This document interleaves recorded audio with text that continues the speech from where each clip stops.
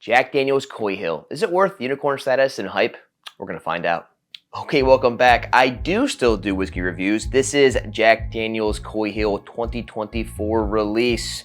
My bottle is 10 years, 11 months old. Put in the barrel September 4th, 2013.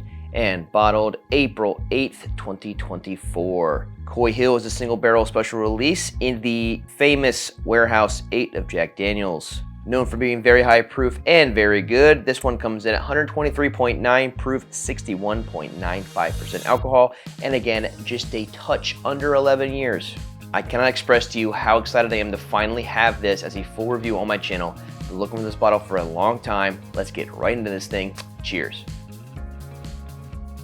Yes, I still have reviews. I know it's been a long time, but I could not wait any longer for this guy. As you know, Jack Daniel's Coy Hill. Probably, in my opinion, my favorite Jack Daniel's that I've ever had. This thing is unicorn status.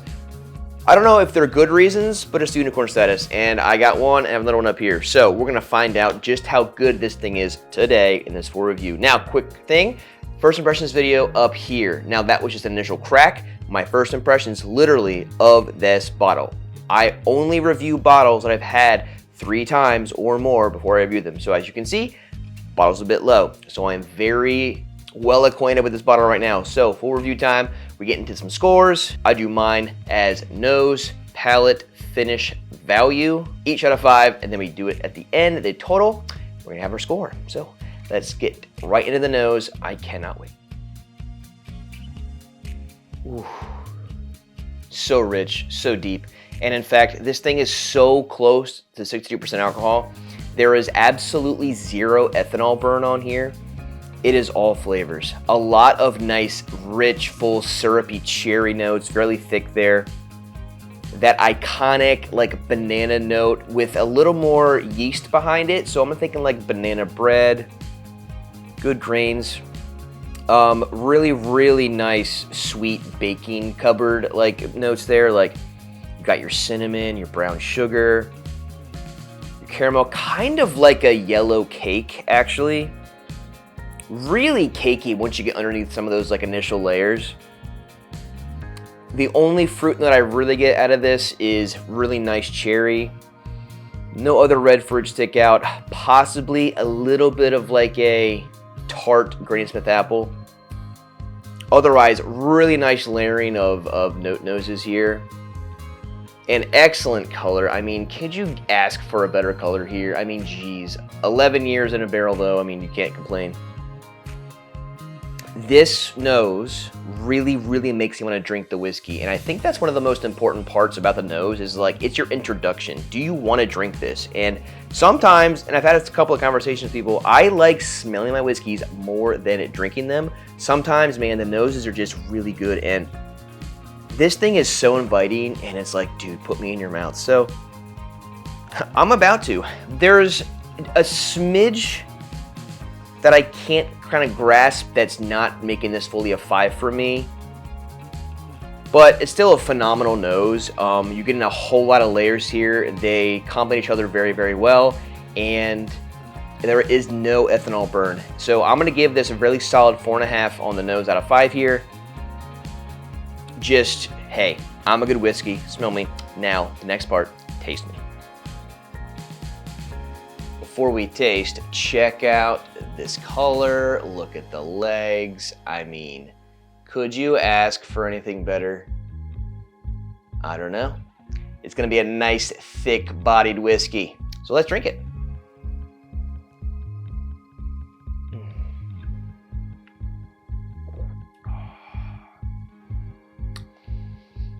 Oh, my God, that is rich. And when I say there's no ethanol burn on the nose, I mean it, but as soon as you drink it, you're like, yep, this is 124 proof, basically. So full of flavor. I'm getting a lot of like rye influence on the side of my tongues, pepper pop, cinnamon, but it's just on like the outer sides of my tongue. It's kind of localized to there. Again, more of that really nice syrupy cherry that I get, and a lot of that happens with like some of the thicker whiskeys that I get. I love me a nice chewy distillate. This is definitely chewy. Really, really nice there. Right now, I'm getting kind of a like pecan nutty note that's forming on the mid finish. Really enjoying that too, and it's kind of dissolving itself into some vanilla aspects. I'm really, that's the first sip of this video, but obviously not my first sip because I've been enjoying this bottle a little too much for a unicorn. But my goodness.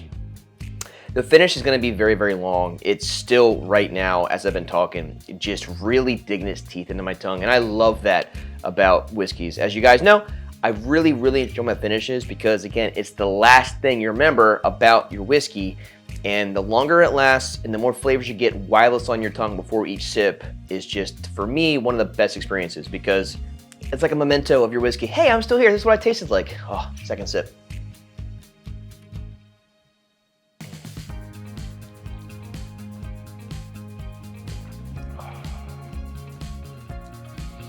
Getting back into that baking cupboard, man. A lot of rich caramel. But that's coupled with, again, some more pecan walnut nut aspects. The kind of getting some like banana on top of cornflakes, specifically cornflakes. Not sure why, but that just hit me. But again, Jack Daniel's has a very, very prominent banana note in it, and I love banana. I love banana bread. Getting a lot of that here. The one thing that I can say is like the tears are just slowly going down this glass. My dumb head's in the way, but the tears are going down so slow. It is such a full-bodied whiskey. This is incredible.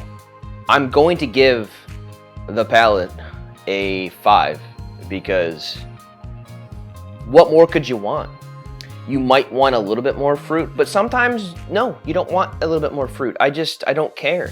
It's great the way it is. The notes that I am getting are very, very well layered. They're very well orchestrated. They're very well crafted.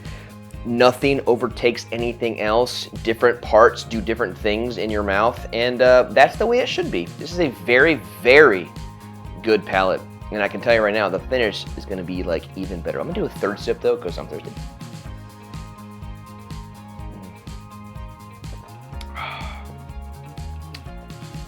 Yeah, that's a 5 palate for sure. Let's see what that finish is. Okay, so the finish, it is very long. It is very rich. It is very good. But when I say rich, I'm not saying rich as in the number of flavors, just rich in like that intensity of that flavor. So I'm getting just a lot more of the rye influenced middle of my tongue aspects.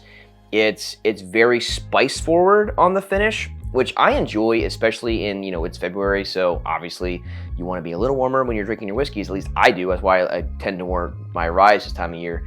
But it is one-dimensional in the flavors it's offering me on my finish.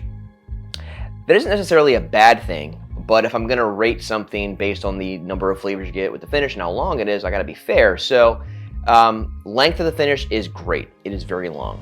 You're not going to get complexities, really, of finishes, but sometimes you do, which is what sets other finishes apart from other finishes of whiskeys. So I'm going to give this finish a 4.5. It is still very good. It is still very long lasting. And for me, the length of the finish is sometimes a smidge more important than what's on it. But the fact that I'm getting like a more one-dimensional finish is why it's getting down from like a 4.5 than like a 4.75 or a 5. But I think 4.5 is still great for the finish. So let's check out what the value is. So the issue with this guy is it should be MSRP like 70 bucks, maybe 85. But because it's hit this like unicorn status and it's really hard to find, you're gonna find prices ranging between 300 to like $1,000 for that thing. And that's unfortunate in the world we live in. And I am in the DMV area. So the distribution, at least where I am in that area, is kind of bad. So when I find one, I'm not gonna pay full secondary, but I might reach a little bit for a bottle that I think that I really want on my shelf. So for this guy, I did pay $300. I found him in Delaware. I wasn't super happy about it, but again, the other stores I've seen, there's one in DC that was in for $500, so I already saved $200 there. It's not great, this position that we're in this like bourbon whiskey market, but it also is a little bit of the reality. So if you do want a bottle, like really want a bottle, don't pay full secondary, but pay just enough that you yourself are willing to add your collection if you've done your research about it and know what it is. So I have to score this based on what I paid for it, and $300, I don't think it's worth that much money. Like, not a lot of whiskeys are worth that unless they're 30 years old and blah, blah, blah, but that's a different story. But not massively worth it. It is still an incredible bottle for me. And again, I'm okay with reaching for these prices. So I'm still gonna give this value, at least for my take on what 300 means to me. You guys can see I have a DGen collection behind me. So that's one side of the coin. I'm still gonna give the value like a 4. It is very good. There's other whiskeys that ask for that sort of secondary price that are far less good in my opinion, like Weather 12 for instance, CYPB, it's just absurd. We'll put a little asterisk here, and if you get this bad boy for 70 bucks, holy crap, yeah, 5 on the value for that. It'll just change your life. Like, that is what I would strive for in the market across the country and the world. That's what it should be. That's why the freaking distillery says that's what it should be. But again, then they make you jump through 8,000 hoops just to sell one bottle once a year, which I think is just dumb. So yeah, 300 for me. I'm gonna give it a 4 silver value. If you do it for 70 bucks, 80 bucks, absolutely it's a 5. So let's look at the overall score.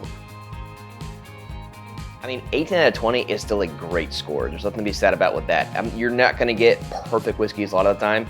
And I do need to go back and redo that Old Forge 1920 because that was young GC and a very peppy GC, and it should not be at 1975.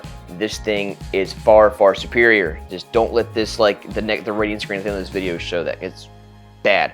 I need to re-review that whiskey. But anyway, 18, great score. If you guys find a Coy Hill, I'd say for $250 or under, and you think you would like it, I think you would too.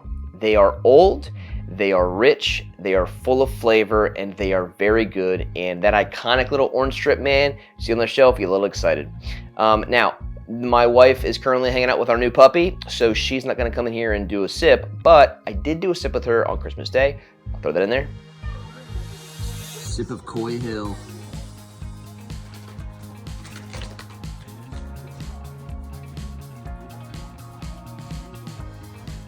Wow. I don't hate it, actually. That's 62% alcohol. I don't hate it. Nice. Oh, wow, nice. Yeah. She didn't hate it. That was awesome, right? Like, I still have to figure out her palate. Sometimes she doesn't like stuff that's lower proof. Sometimes she likes stuff that's higher proof. That's not fruit forward, but she likes fruit forward stuff. Like, it's just insane. She doesn't make any sense sometimes. We'll figure it out one of these days. But hey, I know I'm back with the reviews. I'm gonna try and get out at least 2 reviews a month. Not sure how that's gonna go, but usually what I'm gonna do now is I'm doing first impressions video at least once a month. So what I'm gonna do is just do a first impressions and then try and follow that up with one of the reviews for the first impressions. So look out for those. I'm uploading Tuesdays and Fridays now. I'm gonna try and be as consistent as possible with that. I'm really trying to just stay on that a lot for 2025. If you like this video, give it a like. Not subscribed yet, make sure you do so. One of the best ways to support me. And as always, I will see you guys next time.